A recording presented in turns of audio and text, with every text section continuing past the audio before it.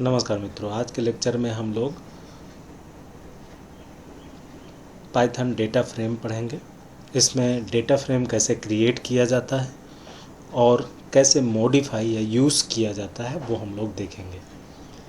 तो data frame create करने के लिए आज मैं जुपिटर नोटबुक यूज़ कर रहा हूँ। ये नोटबुक एक टूल है एनाकोंडा पैकेज में। अगर आपने एनाकोंडा पैकेज पहले से नहीं इंस्टॉल किया है तो कर सकते हैं, और एनाकोंडा पैकेज स्टार्ट करके आप उसमें से जुपिटर नोटबुक को लॉन्च कर सकते हैं। जुपिटर नोटबुक एक इंटरैक्टिव सेल प्रोवाइड करता है जिसका यूज़ करके आप कमांड्स को टाइप और रन कर सकते हैं, या फिर कमांड्स को मॉडिफाई करके रन कर सकते हैं। बहुत ही कमाल का टूल है ये, उसके बारे में भी हम लोग सीखेंगे। तो सबसे पहले मैंने एनाकोंडा से ये जुपिटर नोटबुक लॉन्च किया है। जुपिटर नोटबुक लॉन्च करने पर आपको ऐसा स्क्रीन दिखेगा।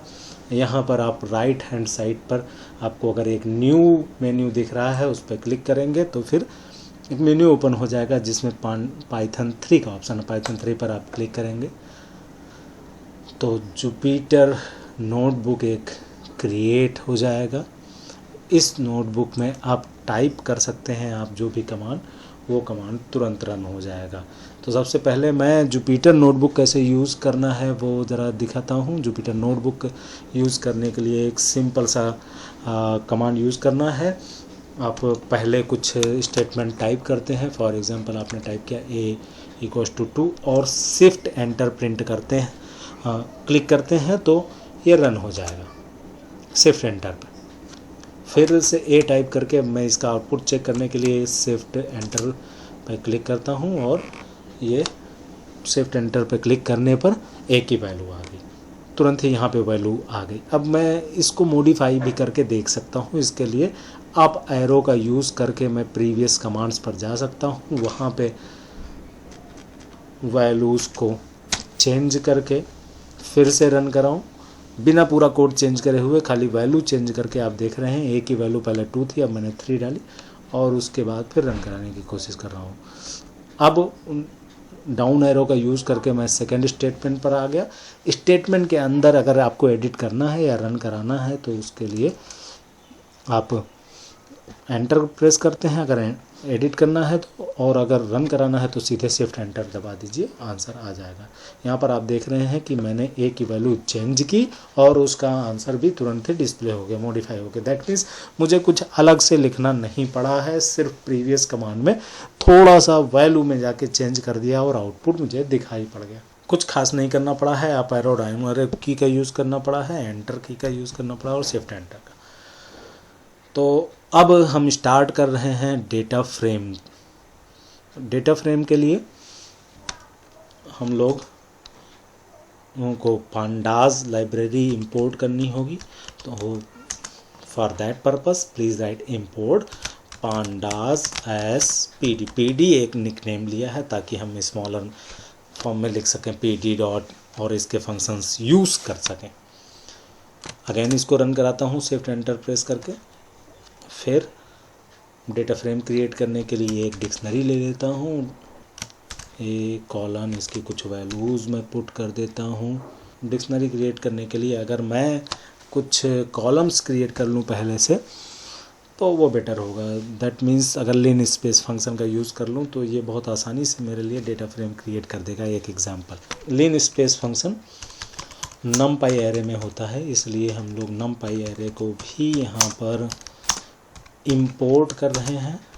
इसके बाद मैं एक एरे क्रिएट कर रहा हूँ, x=np dot Lin space 0 to 100, 0 से 100 तक के बीच में 20 पॉइंट्स।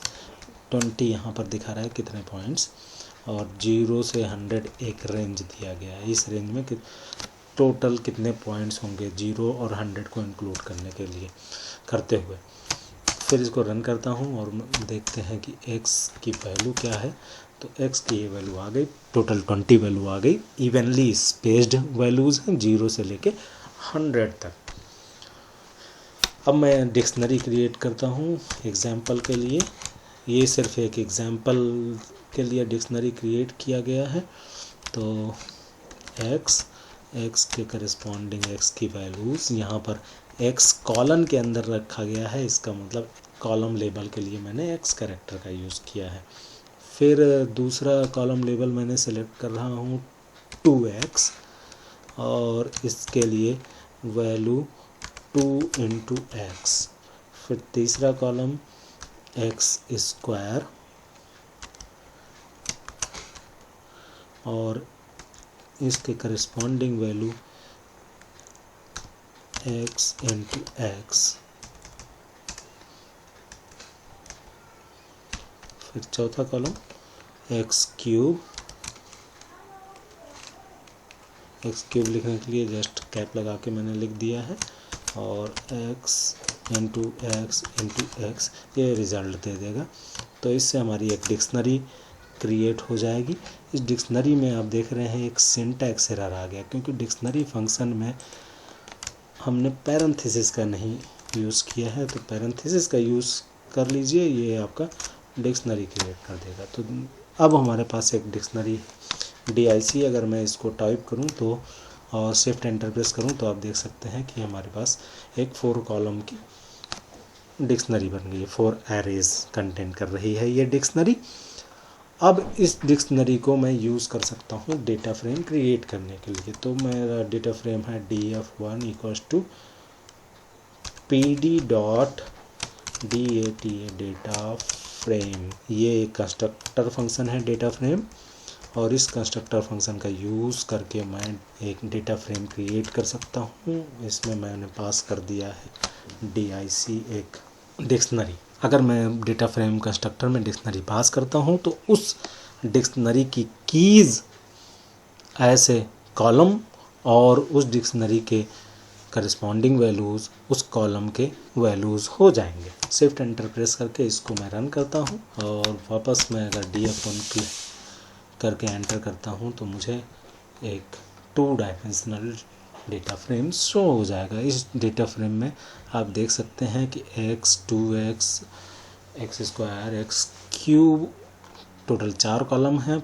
रो लेवल इसको हम बोलते हैं, और ऊपर कॉलम लेवल बोलते हैं, जो कॉलम के नेम्स हैं। दोस्तों, हम लोगों ने हेड एंड टेल फंक्शन भी पढ़ा हुआ। तो हेड एंड टेल फंक्शन क्या करता है, इसका एग्जांपल जस्ट आप यहाँ पे देख सकते हैं। डेटा फ्रेम नेम और हेड टाइप करेंगे तो इस टेबल के इनिशियल 5 रोज दिखाई पड़ जाएंगी, फर्स्ट सेकंड थर्ड 4।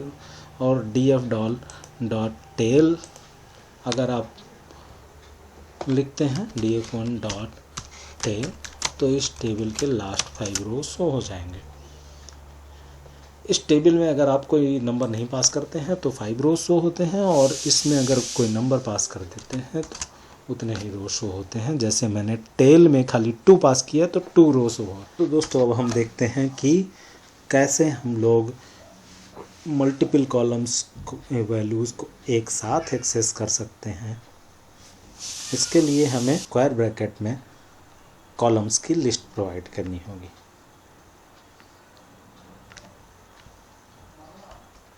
तो first column, then second column.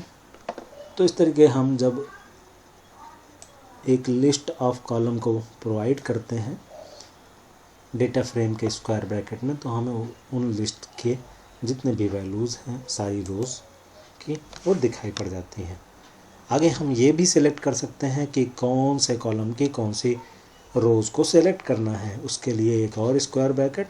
तो डेटा फ्रेम के नेम के साथ पहले स्क्वायर ब्रैकेट में कॉलम नेम्स और दूसरे स्क्वायर ब्रैकेट में आप रो रेंज।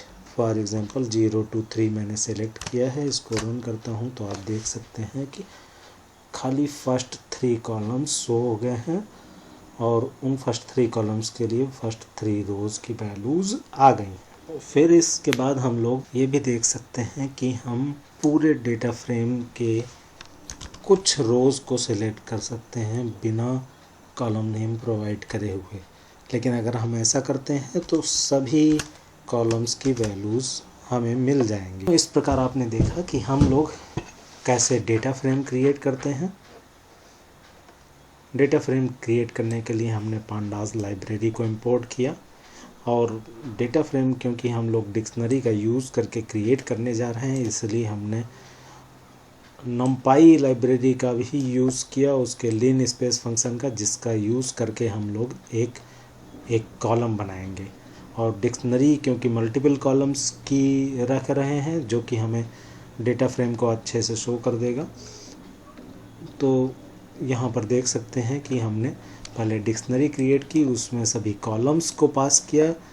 कॉलम एक्स का हमने एक ये एरे बनाया हुआ है, और फिर दूसरा कॉलम 2 इंटू एक्स, इन सभी एरेज की वैल्यू का 2 से मल्टीप्लिकेशन होगा, और एक दूसरा रो एरे क्रिएट होगा। फिर x इंटू एक्स, इसी एरे को लेकर 2 बार मल्टीप्लाई करके एक तीसरा एरे क्रिएट होगा, और इसी प्रकार x into x into x एक चौथा एरे भी क्रिएट होगा। तो इस डिक्शनरी में टोटल 4 एरे हैं, और उनके करस्पॉन्डिंग कॉलम नेम, उनके करस्पॉन्डिंग की names x, 2x, x square और x क्यूब दिया गया है। फिर डेटा फ्रेम फंक्शन में हम लोग जब वो डिक्शनरी को पास करते हैं, ये डेटा फ्रेम क्रिएट हो जाता है। इस डेटा फ्रेम में आप देख सकते हैं कि सबसे ऊपर वाली रो कॉलम लेबल्स प्रोवाइड कर रही है, जो कि की है डिक्शनरी की, और पहले कॉलम की जो वैल्यूज़ हैं 0, 1, 2, 3, 4, ये इंडेक्स के लेबल हैं या रो के लेबल हैं। वैल्यूज़ इस डेटा फ्रेम के इसके अंदर दिए गए हैं, और इसके बाद हमने df1.head फंक्शन और df1.tail फंक्शन का यूज़ करना सीखा, हेड और टेल फंक्शन का, जो कि हमें इस डेटा फ्रेम के कुछ रोज़ को डिस्प्ले कर देते हैं। एक्चुअली हेड और टेल फंक्शन का यूज़ डेटा एनालिसिस में किया जाता है, ये देखने के लिए कि जो हम लोग फंक्शन अप्लाई कर रहे हैं क्या वो सही में अप्लाई हो रहा है सही मायने में या नहीं, या कुछ अनडिज़ायर्ड रिजल्ट प्रोड्यूस कर रहा है। जैसे हम ये चेक कर सकते हैं, क्योंकि हमने सेकंड कॉलम 2x रखा था, तो क्या सेकंड कॉलम की वैल्यूज़ फर्स्ट कॉलम की वैल्यूज़ का ट्वाइस है या नहीं है। तो इसके लिए हमें पूरी की पूरी टेबल को देखने की ज़रूरत नहीं है, हम खाली कुछ इनिशियल रोज़ को देख सकते हैं, जो कि हमें बता देगा कि हमने जो अप्लाई किया था ऑपरेशन वो हुआ था या नहीं। फिर आप इस तरीके देख रहे हैं कि आपने df1.tail का यूज़ किया, इसमें 2 प्रोवाइड किया। 2 यहाँ पर नंबर ऑफ़ रोज़ हैं। अगर आप नंबर ऑफ़ रोज़ जैसा कि हेड फंक्शन में आपने नहीं पास किया है तो 5 रो दिखाएगा बाय डिफ़ॉल्ट, अगर पास किया है तो उतनी ही रो दिखाएगा जितना आपने पास किया। तो आपने यहाँ पर 2 प्रोवाइड किया तो लास्ट के 2 रोज़ आ गए टेल में, टेल मतलब लास्ट वन। फिर नेक्स्ट आपने ट्राई किया है कि कैसे हम लोग उस कॉलम का छोटा सा व्यू ले सकते हैं। मतलब अगर हम चाहते हैं कि खाली हमें फर्स्ट 3 कॉलम की फर्स्ट 3 वैल्यूज़ दिखाई पड़ जाए, तो उसके लिए क्या कर सकते हैं, उन तीनों कॉलम का नेम की लिस्ट हमने पास कर दी पहले स्क्वायर ब्रैकेट में, और दूसरे स्क्वायर ब्रैकेट में रो का रेंज पास कर दिया। तो हम लोगों को कॉलम की वैल्यूज़ को एक्सेस करना है, तो उसके लिए हमें data frame name, first square bracket में कॉलम नेम्स और सेकेंड स्क्वायर ब्रैकेट में रो रेंज पास करना होगा। अगर हम लोग फर्स्ट स्क्वायर ब्रैकेट में कॉलम नेम्स नहीं प्रोवाइड करते हैं और सीधे रो रेंज प्रोवाइड करते हैं, तो बाय डिफ़ॉल्ट चारों कॉलम्स की वैल्यूज़ डिस्प्ले हो जाएंगी। ये मानते हुए कि हमने कोई ऑप्शन नहीं दिया है, तो बाय डिफ़ॉल्ट चारों कॉलम्स आ जाएंगे।